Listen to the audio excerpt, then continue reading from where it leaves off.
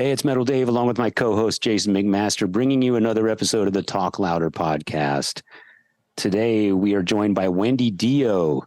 Yes, that Wendy Dio. She joins us today to speak about Dio, Dreamers Never Die. It's the documentary that was out in theaters in a limited run a couple years ago. It made its debut at South by Southwest Music Festival in Austin, Texas. And it's now available on DVD and Blu-ray. The deluxe edition comes with a bunch of extras. She'll tell you all about it. It's a great documentary if you haven't seen it, and now you can actually own it and add it to your library. It's the kind of thing that, I mean, I saw it in theaters, and I would go see it again, and it's the kind of thing I would probably watch over and over, as the years go by. So I'm planning on buying it. Yeah, definitely a great addition to your collection.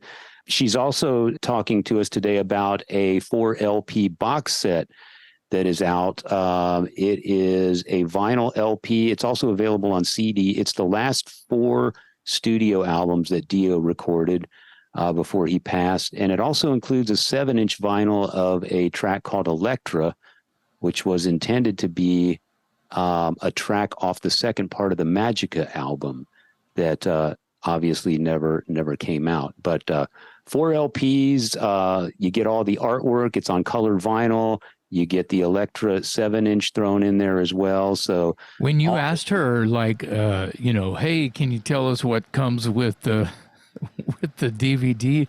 And she went down a shopping list. She was like, okay, let's see. And like she kept saying this was in it and that's in it. I'll make everybody watch our episode here, of course, to find out what it comes with. But it comes with, it's a kitchen sink. Like it comes with everything. It comes with so much stuff. Made me think Gene was part of the marketing for that, So. Yeah, it's a little bit of everything. And so is the LP box set. We talk a little bit about how, Ronnie was a fan of the album artwork. As anyone listening and anyone that knows Dio, you can look at his album covers all the way back to Rainbow and the Black Sabbath stuff and the Dio. And he always put a lot of thought into his album covers and the artwork. It was the kind of thing, like a lot of us of a certain age, we grew up, we were as drawn in by the album cover as we were by the music a lot of times. So a lot of attention to detail. And those LPs continue that legacy. They all have great artwork, so it's nice to see they're going to be available on vinyl. Yeah, I think that's,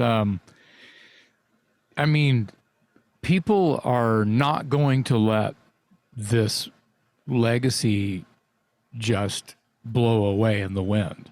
No. Music fans, especially heavy metal music, the fans of this style are undying. Right, forever fans. Yeah, and it doesn't go away ever, and their kids and their grandkids understand it and see the greatness of it.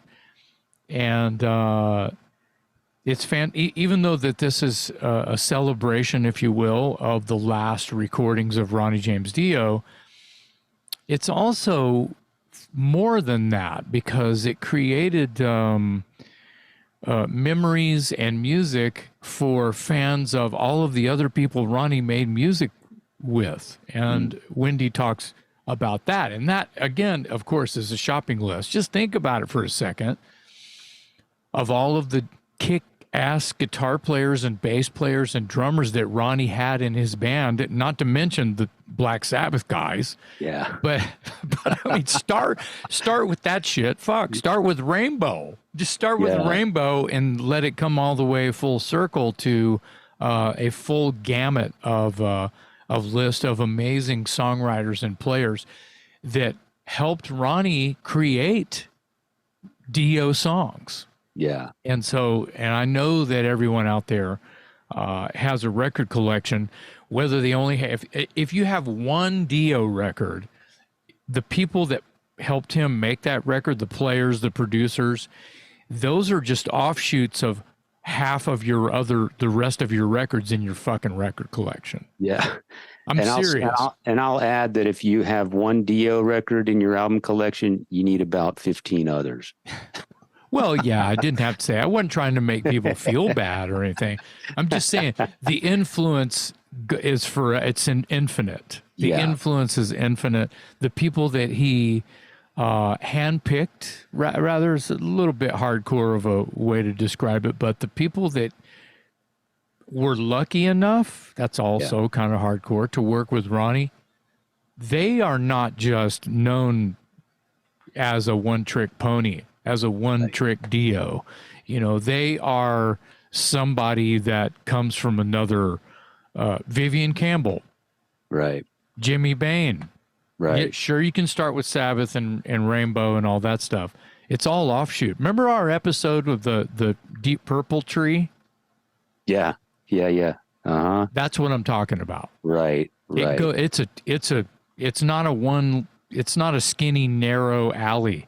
It is a cobweb freeway. It's busy. It's chaos. And it's a beautiful thing. Well, we're all familiar with the music of Ronnie James Dio, and we're happy to have Wendy with us today to get us an opportunity to kind of peek inside the man that was Ronnie James Dio. We get to know him a little bit on a personal level, thanks to her joining us today. So, Dreamers Never Die, 4 LP box set, all things Dio here today on the Talk Louder podcast with Wendy Dio.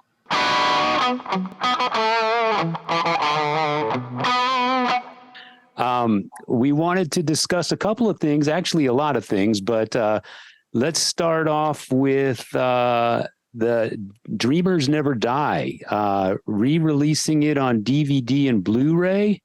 It is the Ronnie James Dio documentary. I saw it in theaters when it came out in theaters. And so it made its debut right here in Austin at South by Southwest. Is that right? Yeah, exactly. Yeah. We actually took it there to get someone to pick it up for general release, which they did. And it was great. It was out in theaters all around the world, but only for a couple of days. Yeah. And then it, obviously in America it was on Showtime, but the rest of the world have never got to see it at all. And they were one of those shows in the cinema. So I'm very happy that it's a worldwide release now. So it'll be out on Universal through Mercury.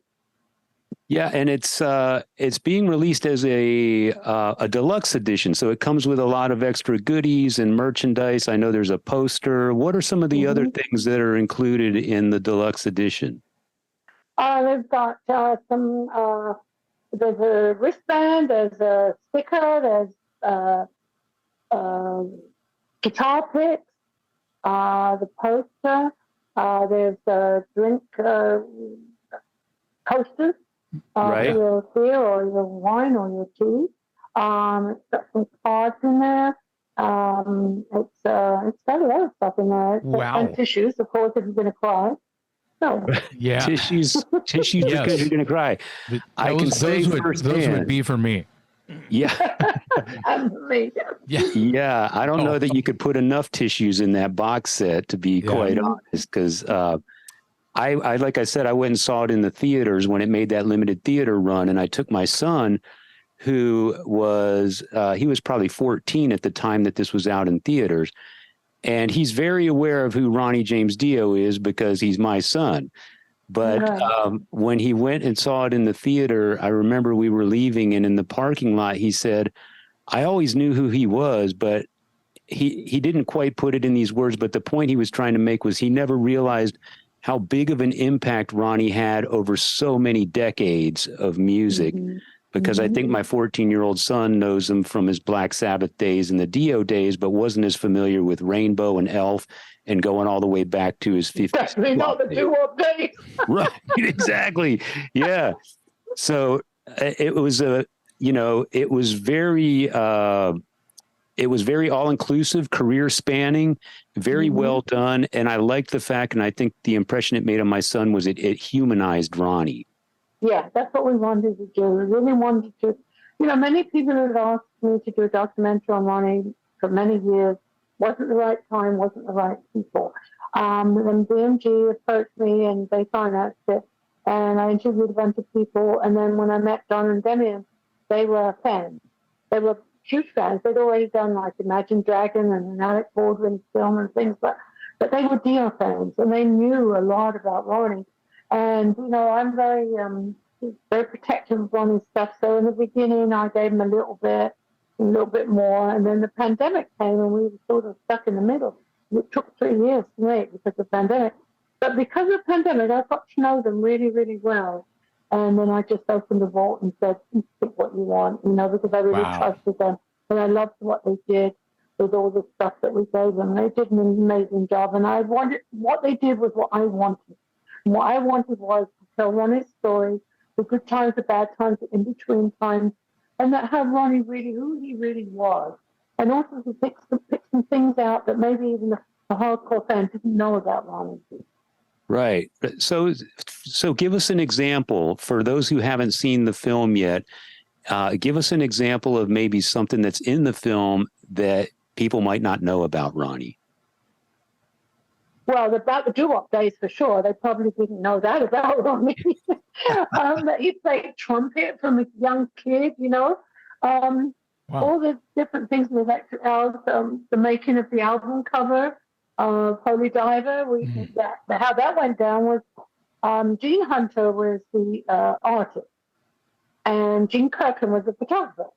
But Ronnie and I knew what we wanted, but neither of us could even draw a stick pin. So we had to try and portray in this person's brain what we wanted. And so he decided on his own to get hold of Gene Kirkland, and the two Genes went down to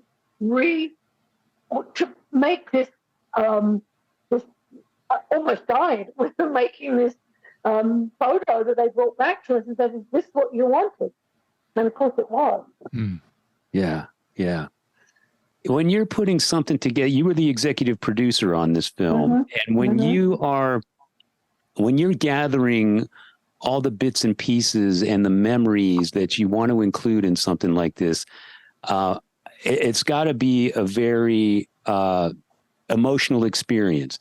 Yeah. So for you, from your perspective, what moments tugged at your heartstrings the most, and then what moments made you the most proud? I think that obviously the hospital scenes is very hard for me, very, very hard for me. Even though I wasn't there and didn't know Ronnie at the time, him retelling the accident was a terrible thing that happened to Ronnie and lost his best friend. That gave me goosebumps. A lot of the things, the memories, silly memories of photos I'd see and I'd remember the time, and that would make me cry.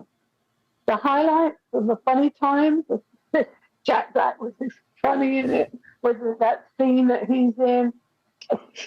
Sebastian Bach made me laugh. He's such a crazy guy. And that was really fun. So there's a lot of fun things in there, but those things come to mind to me to make me laugh and to make me cry. Yeah. And I think that sums up the documentary in a nutshell. It will make you laugh. It will make you cry. And along the way, it'll make you appreciate the massive catalog of great music and the influence that Ronnie had on heavy music.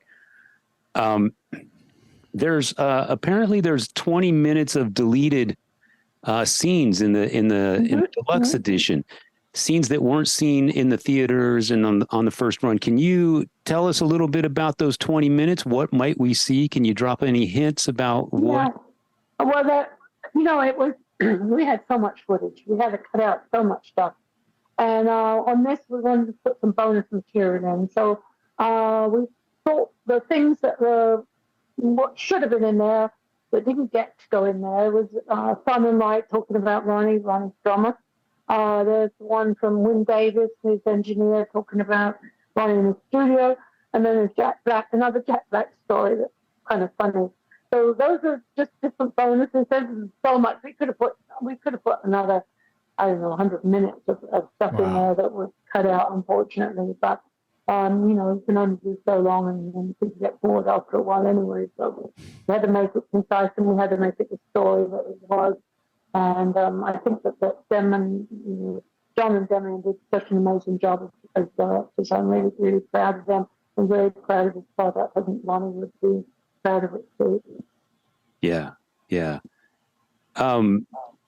You managed Ronnie as well as being married to him, and that strikes me as a very precarious position to be in. I would imagine there are times when, you know, you're trying to be husband and wife, but you're also trying to be business partners, and there might be times when those things don't exactly mix. Oh, many, many times, especially as Ronnie's a control person. He's a control freak. I'm a control freak. And the two of us would butt heads many times. There were times when I would walk out and leave for a few weeks and come back and leave for a few weeks and come back. You know, it was very, very hard being married to a musician and managing them. Although, in the long run, everything was for Ronnie's career. And that's what we cared about, and that's what we did. Even the times when we were not even being husband and wife and leaving and coming back, that, you know, I mean, we were always husband and wife, but when I went away, I still care about his music and still continue with the business. He never interfered with the business side, and I never interfered with the music. And I think that that's how we got on so well. You know, we were like, you know, we're just together. Yeah. Now, I've heard this before, that as his manager, and this probably shouldn't come as a surprise to anyone listening to this show or anyone that knows anything about the music business, but in order to succeed at the level that Ronnie had to succeed, you oftentimes have to sacrifice a lot. And there's plenty of times, I'm sure, when times get really, really scary financially, as far as just keeping a roof over your head and paying your bills. Yeah. Can you tell us, like, when things got lean, can you tell me how scary it was at the scariest times? It was really scary when Ronnie left Rainbow, because he had been given a big house to live in, a nice car, and bills paid and everything. And then we didn't have anything, really. We were given like $150 a week, and that was it. And when we left, and then Ronnie's manager didn't manage him anymore, so he had no manager, we had no money. My grandmother passed away at this time, left me a little bit of money, so we bought a little station wagon, and we decided it was time to move back to California and get things happening, and so we did. And I think those times we were always much, much closer, because we were both for the same goal.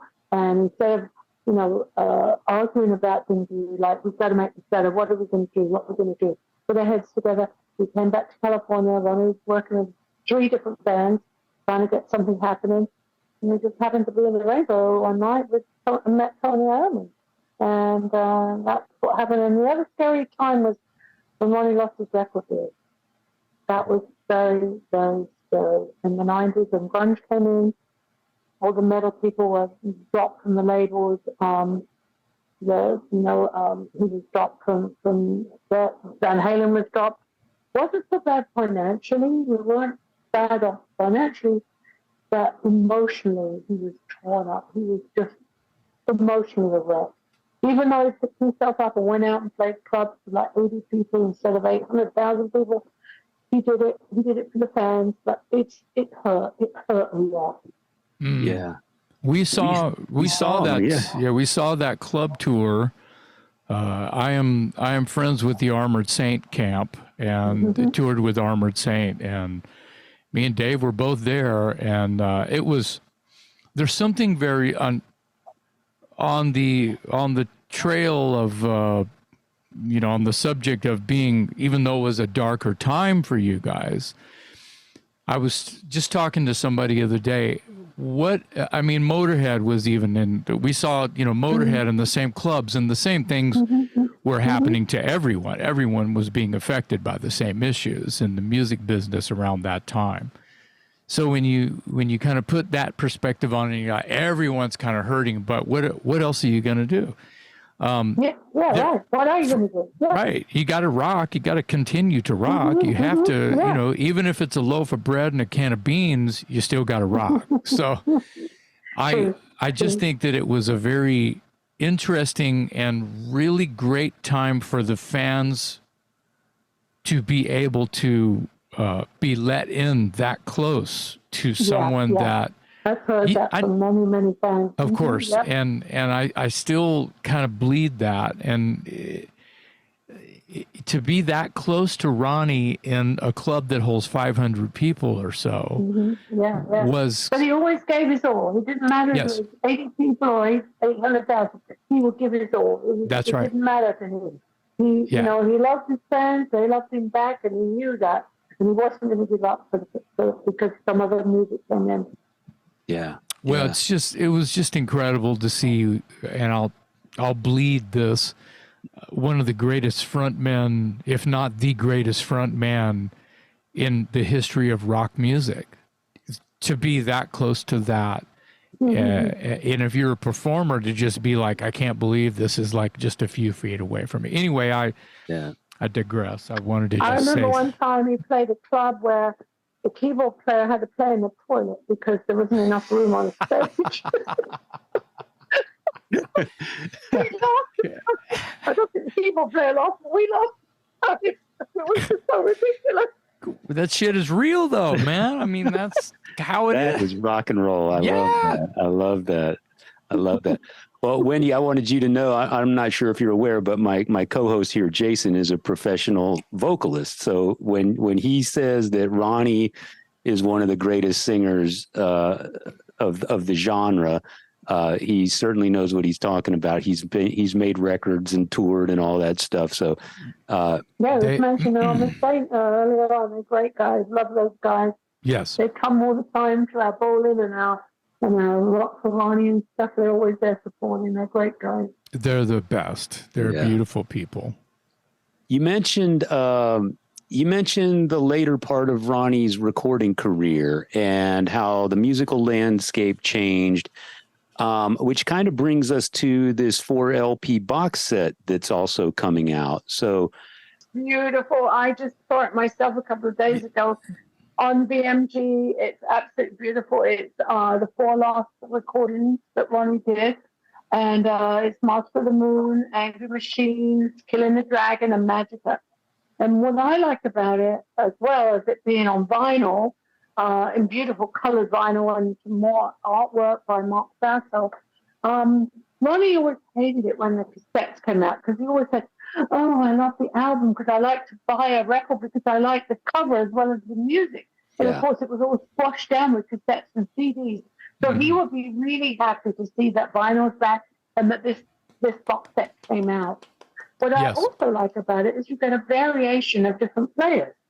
You've got Tracy G on Angry Machine. You've got Craig Goldie. You've got Doug Aldridge as guitar players. You've got Vinny Apathy on drums on one. You've got Simon Wright on the others. Jeff Pilson's on bass on some. And now great friend Jimmy Bain's on it. You know, so it's like a selection of players as well. And I think it's just a very interesting collection. It's beautifully done with this beautiful 180-gram colored vinyl, and I think BMG did a fabulous job on it. I'm really, really pleased with it. Yeah, and you mentioned Jimmy Bain. If you don't mind me taking a brief detour. Now, Jimmy, of course, is no longer with us either. But Jimmy and Ronnie, they made some incredible music together, but personality-wise, they strike me as very different. Like Jimmy kind of had this reputation as a wild man, crazy outlaw. And Ronnie was crazy alcohol, picking up chicks all the time. Yeah, he was. Ronnie always called him Jimmy Bob Bain. But Jimmy was always, no matter how much alcohol he consumed or whatever else he'd been doing, he never let Ronnie down. On stage, he was always a great bass player, and he just did his job. And he was just a happy soul. He was always happy, happy, never in the bad mood, always happy. Yeah. Wow. I always liked Jimmy Bain. I thought he sort of embodied the whole rock and roll spirit, and God rest his soul. And he died doing what he loves, didn't? That's right. Didn't he die on the Monsters of Rock cruise? He did. Yeah. I love Jimmy's tone, his bass tone, his style. Exactly. It was completely different. When you heard it, you knew that it was him. And he was just like a little sexy boy on stage. He'll be happy to know that. Yes. So going back to the box set now, it's 4 LPs, but there's also a 7-inch of the LP of Electra, which was the beginning of Ronnie when he did Magica. He wanted it to be a trilogy. And he had started writing the second part, which Electra was part of that. Unfortunately, he never got to finish it. That was what he was doing. Do you notice, I mean, there's sort of been this resurgence in vinyl, number one. And as I mentioned earlier, my son, who's now 15, has an amazing, vast appreciation for bands like Led Zeppelin and Black Sabbath and Judas Priest and Iron Maiden, things that were way before his time. Yep. Do you see a younger generation appreciating the legacy of Dio? I do, because you know what? Those were the innovators. You can only invent the wheel so many times. That's right. And those were innovators, and I think people are going back, and I'm really glad to see young bands, tribute bands. There's so many Dio tribute bands and tribute bands for all the other bands, and that's great. It's that they're listening to the innovators' music, and that's great. I mean, Motorhead and Rob Halford, these all those people that they should listen to because they were innovators. They were something special. Yeah. I want to go back to the documentary for a minute because there was a moment in there that I wanted to ask you about.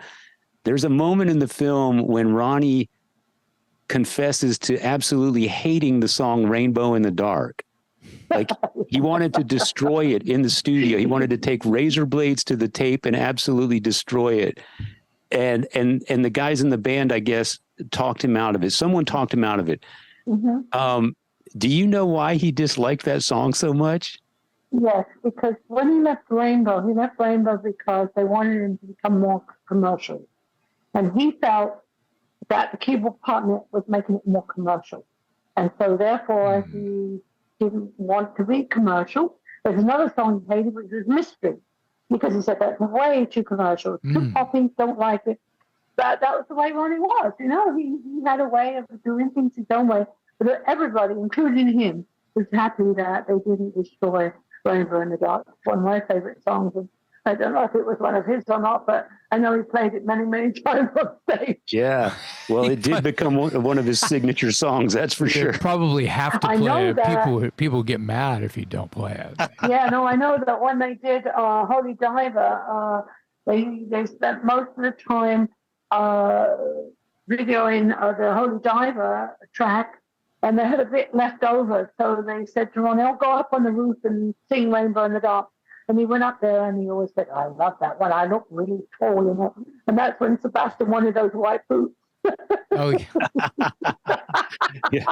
I remember when that video came out and I loved it because I thought he just looked so menacing. He had that black hair blowing across his face and the gauntlets on his arm and the way I just thought it just didn't get more metal than that. I loved it. The song is great. I think it was taken in like 1 or 2 takes, whereas Holy Diver was probably 10 takes. So it was just supposed to be a throw-off thing. But it was great. It was really great. And I know he loved that. I have a bit of a guilty pleasure of a commentary I would like to talk to you about real quick, if you don't mind. Okay. Ronnie had these movements with his hands, not just this, but he had this, right? And he had this, and he had this. So I call this casting, and I call this conjuring. And when I do that, there's only one man I'm thinking about. when I'm conjuring or casting or just even like singing into somebody's soul in the audience, because you can tell they're asking you to. That's right. I always think of Ronnie's sort of hand puppets, if you will, just to call them something funny. Yeah, he had a way of making everyone in the audience, by those movements, by that thing, thinking that they were the only person that he was singing to. And he was. He absolutely was singing to every single person. And he, people would say, "Oh, he sang right to me." And I go, "Yeah, he probably did." Yeah. He just loved his audience so much. He enjoyed being on stage so much. He loved that warmth, that feeling of being one together with the band. He could also speak. He was well spoken. He was book read. He was probably there was some street smart going on too, I'm sure, with the lyrics and everything. But the point is that I feel like his hands moving, he I would have voted for president, Dio for president, because he was able to get you to pay attention with what he's doing with this. Absolutely. Just as much as anything else he had going for him, which was a lot. So yeah, I mean, kids would, you know, a lot of times the kids would pull people's clothes or whatever. But I would just look at them and they wouldn't do it. They would want to touch him, but they wouldn't pull his clothes. They wouldn't try and take something. It just, because they just didn't. Right. He probably gave me the evil eye. I don't know. Do you remember your first date with Ronnie? Oh, yeah. It wasn't really a date, but I met him at the Rainbow Bar and Grill.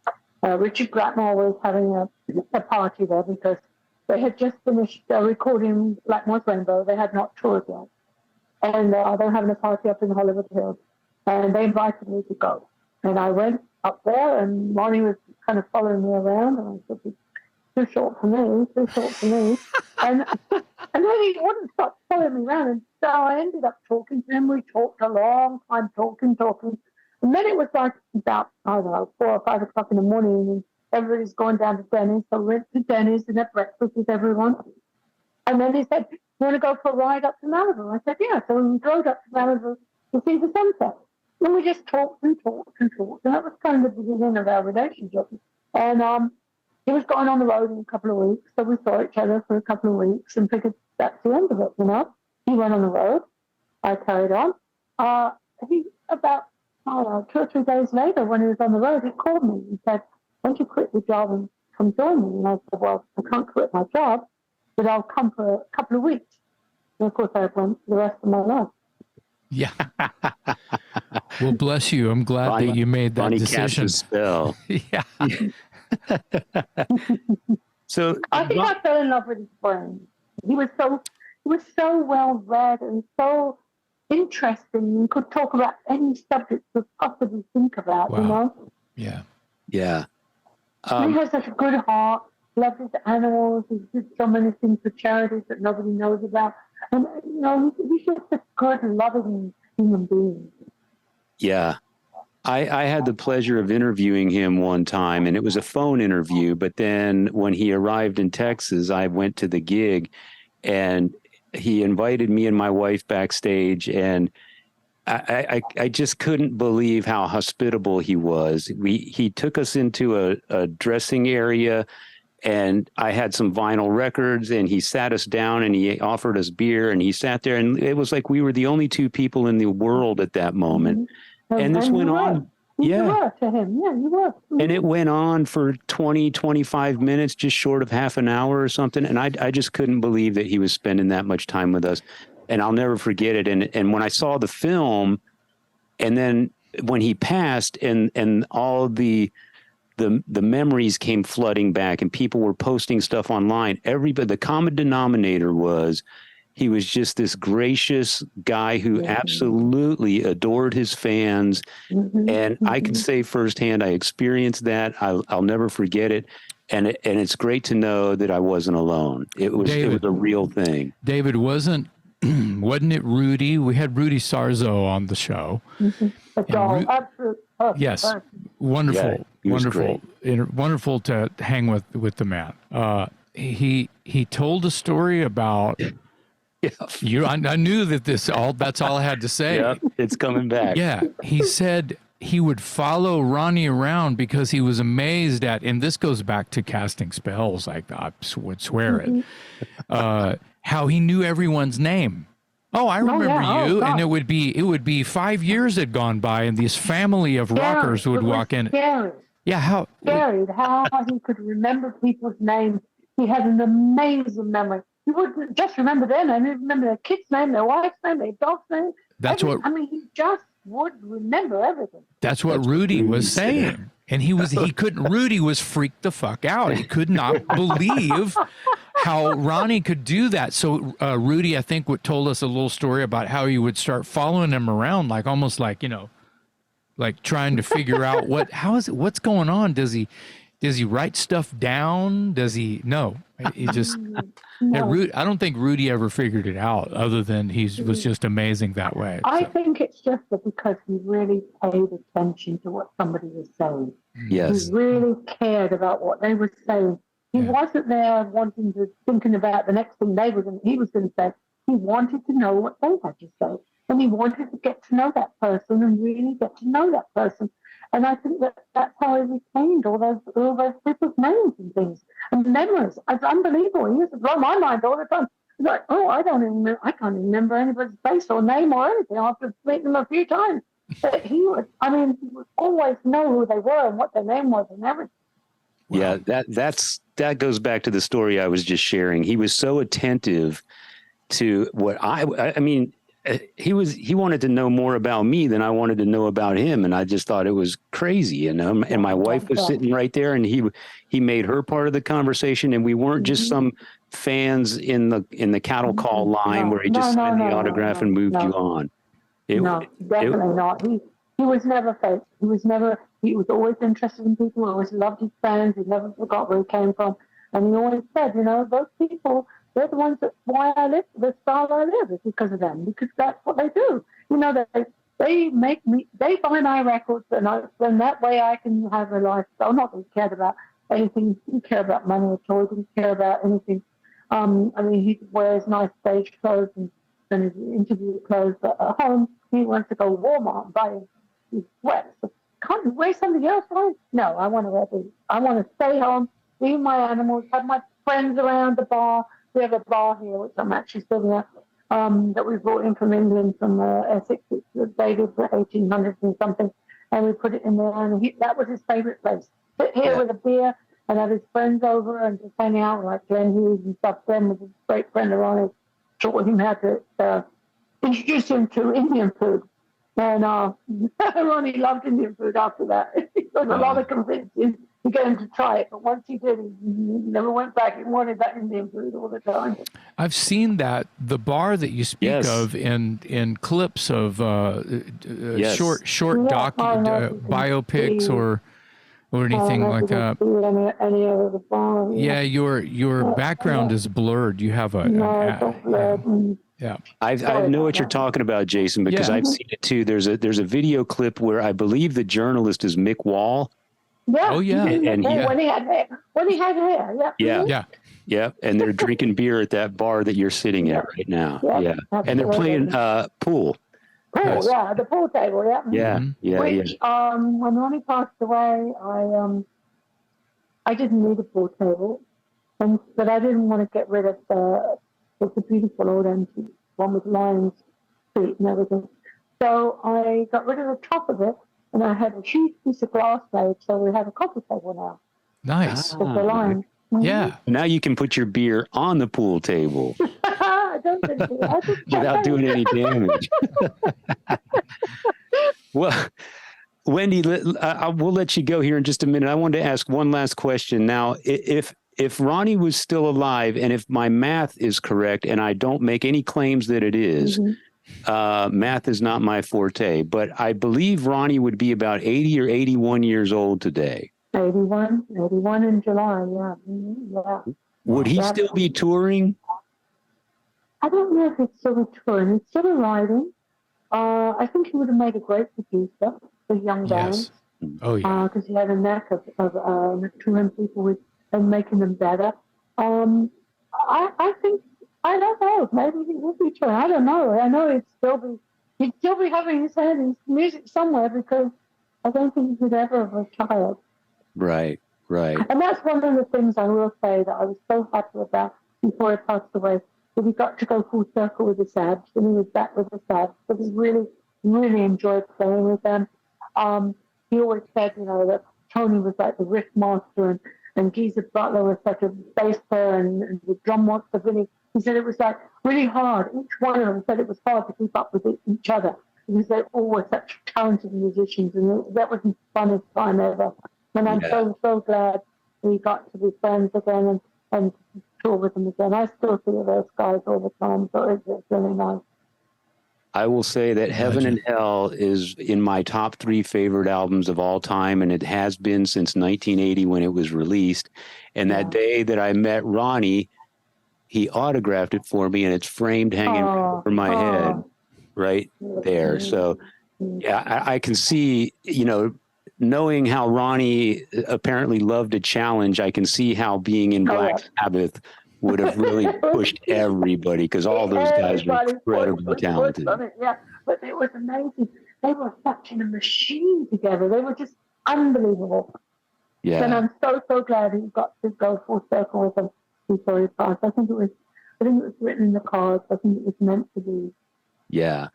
I got to see that Heaven and Hell tour, one of them, and I was glad that I did, because I never got to see Ronnie front Black Sabbath. And then, of course, I thought I never would. So, as you say, it came full circle, and I was lucky enough to be able to go see that. And I'm so glad I did, because that lineup was, just responsible for some of the best metal ever. Yeah. Well, Wendy, we appreciate you for joining us today. We wish you all the luck in the world with the DVD Deluxe edition and the LP box set. And we appreciate you for keeping Ronnie's legacy alive and keeping his name out there.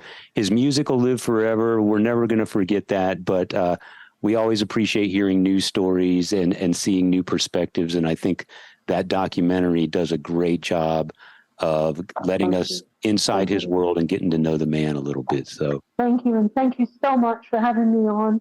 It's been really interesting. I've really enjoyed it, and I think you support. Couldn't do it without guys like you, really. And because I'm trying to keep Ronnie's music and his memory alive, and you guys are just helping me do that.